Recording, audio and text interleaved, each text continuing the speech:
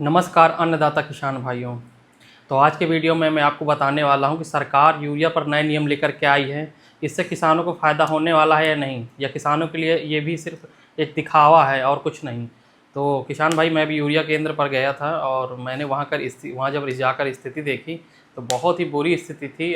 देखकर एक मन बहुत भावुक ही हो गया, क्योंकि इस तरह की मूसलाधार बारिश में भी किसान लाइन से हटे नहीं, एक पन्नी के सहारे से खड़े रहे। जहाँ पर 5 मिनट ज़्यादा टिकना बहुत अपने आप में बात होती है, क्योंकि सर्दी, इतनी तेज़ हवाएं, मूसलाधार बारिश, चारों तरफ बादल घिरे हुए हैं, लेकिन सिर्फ 2-2 बोरी यूरिया के लिए किसान लाचार हैं। और देखकर ये लग रहा था जैसे कोई गुलाम लाइन पर लगा हो, जो हमारे पूरे देश का पेट पालता है, खाना देता है, हमारे थालियों तक पहुँचाता है। आज उस अन्नदाता किसान की ये स्थिति है।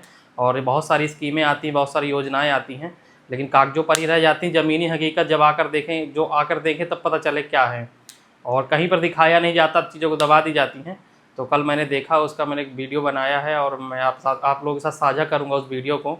वाकई में बहुत दयनीय स्थिति है। और वही है कि जब हम लोग फील्ड पर जाते हैं तब चीज़ें देखते हैं तो समझ में आता है कि कितनी समस्याएं तो हमेशा से थी, लेकिन आज भी आज़ादी के इतने साल बाद भी हम कहाँ वहीं पर हैं। किसान हमारा उसी तरह आज भी लाचार है।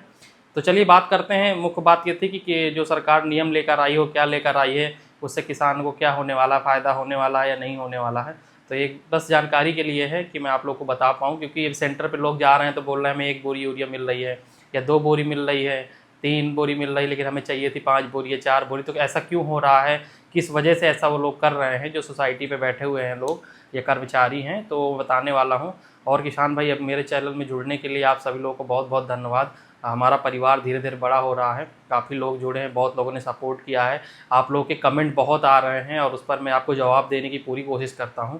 जितना मेरा अनुभव है, जितनी मेरे पास ज्ञान है, उतना मैं आपको शेयर करने की कोशिश करता हूं। बाकी मैं आप लोगों से भी सीखता हूं, और बुक्स हैं सबके माध्यम से देखता रहता हूं चीज़ों को, और आप तक पहुँचाने की कोशिश करता हूँ। क्योंकि अगर हमें सही जानकारी मिल गई तो हमारी आधी समस्याएँ तो ऐसे भी ख़त्म हो जाती हैं। तो यूरिया के हमारे पास और भी विकल्प हैं, आप उनका भी उपयोग करें। पहले यूरिया नहीं था, बाद में यूरिया आया है, तो ऐसा नहीं कि बिना यूरिया खेती नहीं हो सकती है। बहुत सारी मार्केट में चीज़ें उपलब्ध हैं, हम उनका उपयोग भी कर सकते हैं। तो चलिए बात करते हैं वो सरकार ने कौन से नियम लागू किए हैं। तो वो नियम ये है कि जो इससे हमारी हम खेती करते हैं, चाहे हम धान की खेती करें, गेहूँ की करें, सरसों की करें, आलू, गन्ना, दलहन, तिलहन, हम कोई भी खेती करते हैं, तो जो हमारे वैज्ञानिकों द्वारा बताया गया है कि हमें NPK की डोज कितनी देनी है, कैल्शियम, मैग्नीशियम, सल्फर की डोज कितनी देनी है, तो वैज्ञानिकों द्वारा बताए गए जो रिकमेंडेड है उसके अनुसार उन्होंने प्लान चार्ट तैयार किया है कि जिस व्यक्ति के पास जितनी खेती होगी और कौन सी खेती कर रहा, उस हिसाब से दिया जाएगा। तो वैज्ञानिकों द्वारा जो अनुमानित है, जो अप्रूवल मिले हुए हैं, वो ये है। तो किसान भाइयों, जैसे वैज्ञानिकों द्वारा जो हमें बताया गया है कि हमारी खेती के लिए अगर धान की खेती करते हैं तो 150 किलो हमें नाइट्रोजन की ज़रूरत है, और 60 किलो हमें फास्फोरस की ज़रूरत है, और 60 ही किलो हमें पोटास की ज़रूरत है। तो इसकी पूर्ति करने के लिए हमें खाद की कितनी बोरियों की ज़रूरत पड़ेगी। तो देखिए, जो DAP है, ये हेक्टेयर में गवर्नमेंट की तरफ जो आया है, निर्देश आया है, उसमें हेक्टेयर में बताया गया है। अगर आप धान की खेती 1 हेक्टेयर में करते हैं तो 3 बोरी आपको DAP मिलेगी, 6 बोरी आपको यूरिया मिलेगी, और 2 बोरी आपको पोटास मिलेगा, K2O।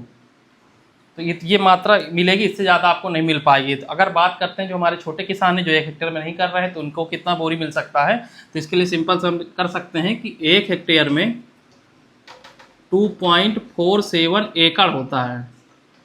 तो अगर हमें 1 हेक्टेयर में 3 बोरी मिल रही हैं, और हमारे लगभग 2.5 से 3 एकड़ मान लीजिए हो रहा, तो 1 बोरी पड़ रहा है एकड़ में। तो अगर आपके पास एकड़ की ज़मीन है तो DAP आपको 1 बोरी मिलेगी, यूरिया आपको 3 बोरी मिलेगी, और पोटास भी आपको 1 बोरी मिलेगा।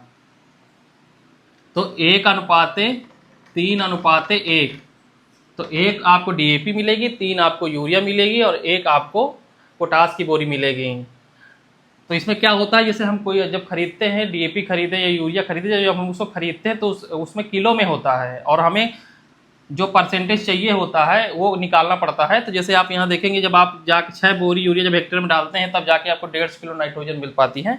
तो परसेंटेज है, तो लेकिन मोटा मोटा मैं आपको बताने के लिए सिंपल से वही है कि अगर आप धान की खेती कर रहे हैं तो 1 एकड़ के लिए आपको 1 बोरी आपको DAP मिलेगी, 3 बोरी यूरिया मिलेगी, और आपको 1 बोरी आपको पोटास मिलेगी। सिर्फ इतना ही मिलेगा धान की खेती में। अब यदि आप गेहूँ की खेती करते हैं तो सेम गेहूँ का भी है, जैसे जितना आपका धान का है उतना आपको गेहूँ भी मिलेगी।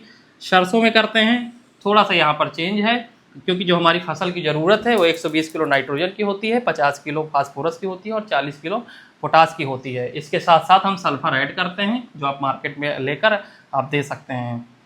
तो दो बोरी जो आपको डीएपी के मिलेंगी, 5 बोरी आपको यूरिया की मिलेंगी और 1 बोरी आपको पोटास की मिलेगी। ये प्रति हेक्टेयर है, जो सरकार ने निर्देश जारी किए हैं, वैज्ञानिकों द्वारा जो बताया गया है।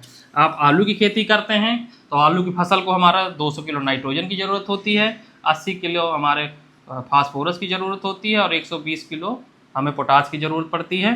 तो उसके लिए 4 बोरी हमें डीएपी मिलेगी, 8 बोरी यूरिया मिलेगी और 4 बोरी हमें पोटास मिलेगा।